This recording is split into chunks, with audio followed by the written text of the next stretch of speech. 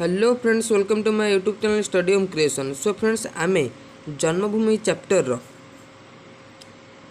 दुईटी video करछे part 2 सेति बेले आमे एई पर्यंत देखिथिले। आज आमे एइथरु पढिया आज आमे चैप्टर को कंप्लीट करबा और केते इंपोर्टेंट क्वेश्चन मध्ये जानिबा।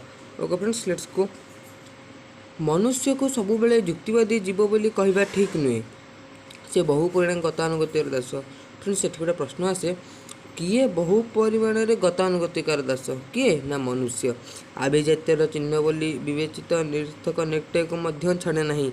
काय क्लेश न सहिबा जदि आभिजात्यर चिन्ह, ताले एपरी अर्थपूर्ण अभिजात्यर चिन्ह को किए बा कहीं छाड़ब। समस्त शिक्षित काय क्लेश सहायक अक्षम नुहति, किंतु समस्त शिक्षित अभिजात श्रेणी अंतर्भुक्त। एठी माता माने बुझुचे आमे जो काय क्लेश कष्टटा जो करूचे माने से सही पारे, किंतु से बड़ बड़ चाकरी कले सहर रहिले से काय क्लेश को करूना, से अक्षम नुहति, से चाहिए करें, किंतु समस्त शिक्षित अभिजात श्रेणीर अंतर्भुक्त। समस्त शिक्षित अभिजात श्रेणी माने बड़ बड़ लोकर अंतर्भुक्त। अभिजात्य छाड़ा संभव नुहे, एणु शारीरिक श्रम छाड़ा ही संभव होता है। माने सेमानक पक्षरे केबे भल जिन तो छाड़ी पारे से माने बहुत टंका रोजगार करेंगे कौन छाड़ी पारे क्यों छाड़ी पारे से काय क्लेश से छाड़ती। एणु शारीरिक श्रम छाड़ा ही संभव होता है। ता छड़ा कौन सी व्यक्तिर दैनिक आय 5 बा 50 लाख टंका हो पारे, से आईन बाधा नहीं किंबा धर्म बा समाज निंदा नहीं, बरंच मानवर समस्त नीति को पादरे दलि दे ऊर्ध्वश्वास धाई जे जेते बेसी दीर्घ व्यवधान को कम करे से सेते बेसी जीवन युद्ध दिग्विजय बोली परिचित हुए। माने फ्रेंड्स, आमे गोटे लोक मजूरी दिन माने मूल्य पहला से दिन 250 टंका रोजगार कले, माने 250 टंका, किंतु जन हाईस्कूल टीचर दिन को 1000 टंका रोजगार कले, आउ जन कलेक्टर दिन को 5000 टंका रोजगार कले, सपोज दिन 5000 टंका रोजगार कले, से आईन बाधा दबनी कि समस्त को निंदा करबनी। से कहूँ जे जेते बेसी दीर्घश्वास धाई कि कौन माने तार आभिजात्य को चिन्हाए, से सेते बेसी जीवन युद्ध दिग्विजय हुए। माने जीवन युद्ध कले कौन बुझ माने से जीवन बहुत प्रकार समस्या सहयोग पड़े, पैसा नथिले उपास भोकर रहा पड़े, केते प्रकार असुविधा थाए। से कहते जीवन युद्ध माने यदि पैसा पाखे थी आउ एते कष्ट सहयोग पड़ो कि कष्ट सहयोग पड़े से कथा बुझाई। ओके, जीवन दिग्विजय वीर बोली परिचित हुए, से आदर प्रशंसार पात्र हुए। जहाँ पाखे बेसी पैसा देखिए फ्रेंड्स बेसी आदर कराब प्रशंसा कराब, आ जहाँ पाखे जदि भल चाकरी थी आदर प्रशंसा कराब, तुम निजे अनुभव भी कर। अभिजात श्रेणीर अंतर्भुक्त न हो खाली शारीरिक समय यही दीर्घ व्यवधान को किंचित मात्र कम करने संभव नुहे। यही सब कारण बहु पल्ली जननी आज से शिक्षित संतान को हराई बसी, अर्थ बल हो, भाग्य बल हो, अधवसाय बल हो। जो मैंने शिक्षित रूपे उदयमान हमें से समुद्र पल्ली ग्राम में बहु कल्पना जल्पना चले।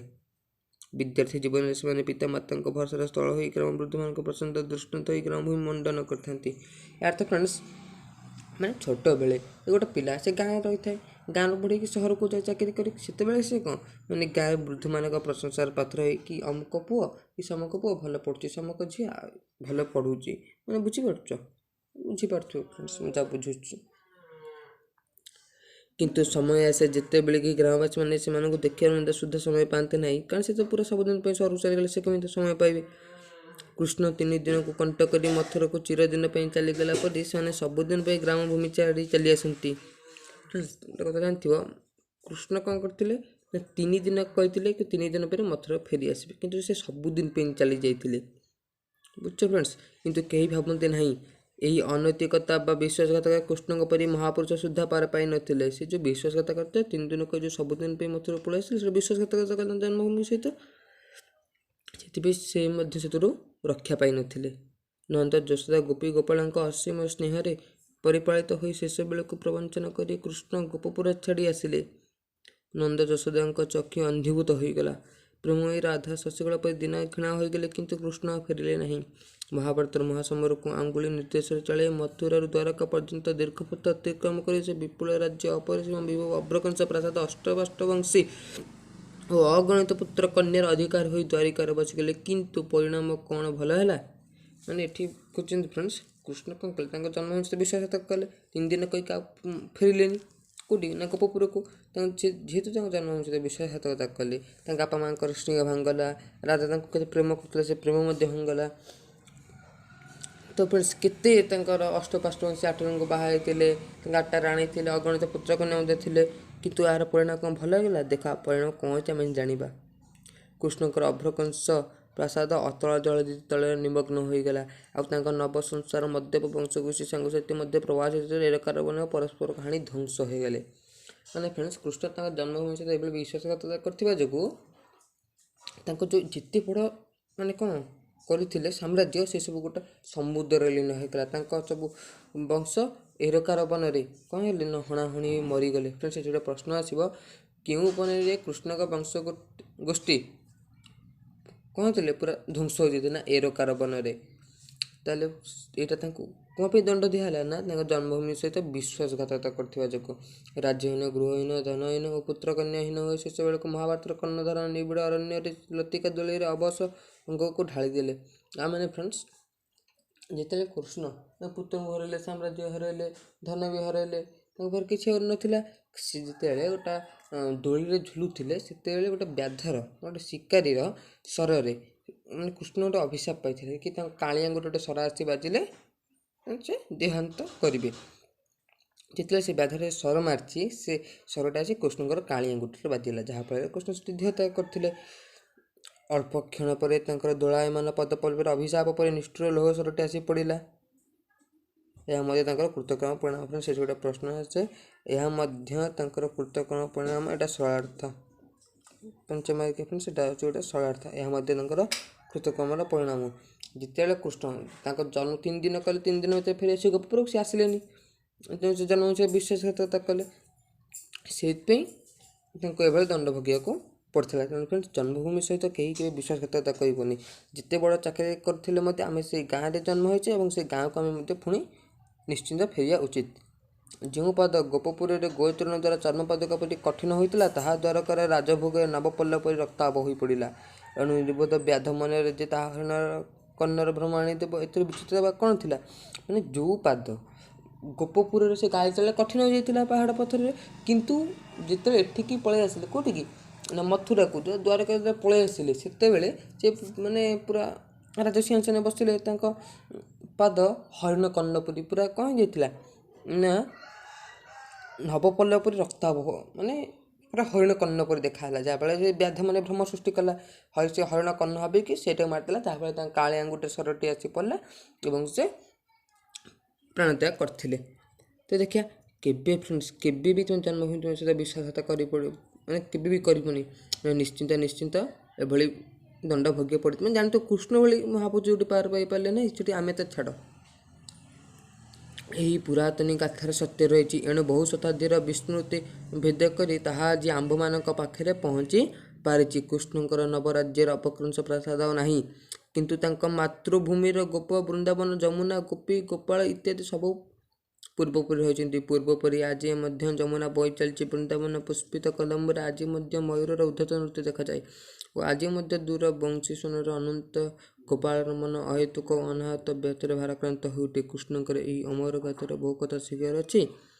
ଏହା ସତ୍ୟ ଯେ ଭାରତୀୟ ଅର୍ଥନୈତିକ ବେଷ୍ଟନୀରେ ପାଶ୍ଚାତ୍ୟ ଶିକ୍ଷା ପଦ୍ଧତିକୁ ଥୋଇ ଦିଆଯାଇଛି।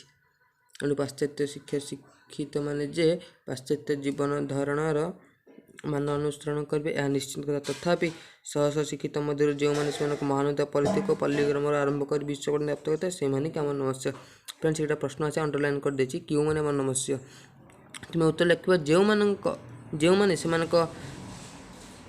ଯେଉଁମାନେ ସେମାନଙ୍କ ମହାନତାର ପରିଧିକୁ ପଲ୍ଲୀଗ୍ରାମରୁ ପ୍ରଥମେ ଆରମ୍ଭ କରି ବିଶ୍ୱ ପର୍ଯ୍ୟନ୍ତ ବ୍ୟାପ୍ତ କରିଛନ୍ତି, ସେମାନେ ହିଁ ଆମର ନମସ୍ୟ। କିନ୍ତୁ ଏହି ସ୍ୱାଭାବିକ ପନ୍ଥା ଛାଡ଼ି ଯେଉଁମାନେ ଗ୍ରୀସୀୟ ଦେବତା ଏଟଲାସ୍ ପରି ସମସ୍ତ ବିଶ୍ୱର ଭାର ବହନ କରିଛନ୍ତି ବୋଲି କୁବୁଝ ହୋଇ ଚାଲନ୍ତି, ସେମାନେ ଖାଲି ପ୍ରବଞ୍ଚନା କରିଥାନ୍ତି। ଏଠି ଗୋଟେ ପ୍ରଶ୍ନ ଅଛି, କିଏ ପୃଥିବୀର ଭାରକୁ ବହନ କରିଥାନ୍ତି? ନା ଗ୍ରୀସୀୟ ଦେବତା ଏଟଲାସ୍। ଏଠି ଗୋଟେ ପ୍ରଶ୍ନ ଆସିବ ବି, ଯିଏ ଭଲ ଗ୍ରାମବାସୀ ନୁହେଁ ସେ ଭଲ ଓଡ଼ିଶାବାସୀ ନୁହେଁ, ଯିଏ ଭଲ ଓଡ଼ିଶାବାସୀ ନୁହେଁ ସେ ଭଲ ଭାରତବାସୀ ନୁହେଁ, ଓ ଯିଏ ଭଲ ଭାରତବାସୀ ନୁହେଁ ସେ ଭଲ ବିଶ୍ୱାସ ହୋଇନପାରେ।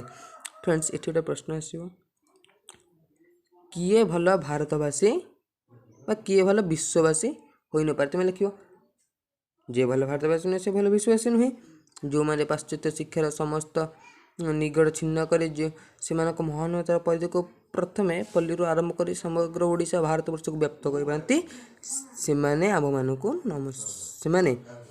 नमस्या हुंती।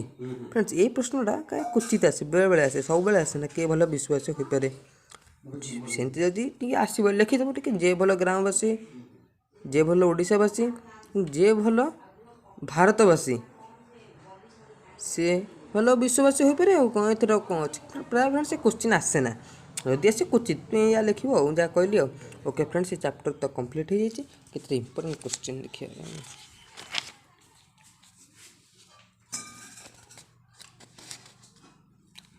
सूचना फ्रेंड्स आर कौन कहल माने आर अर्थ ए पदर अर्थ कौन ये दे दीची प्रथम ये गोटे स्क्रीनशॉट नहीं जाओ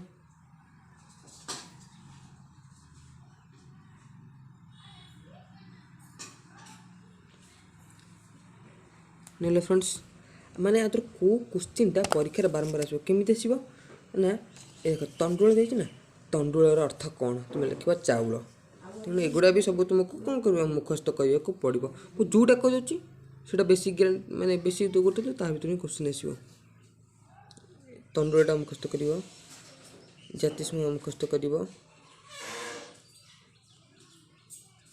कृष्वदर लंबोदर प्रत्यय स्तूपीकृत परीक्षा आसला तंडुल भी आसला परीक्षा एपटे स्वर्ण शिष्य अभिजात्य कर्णधर एटलास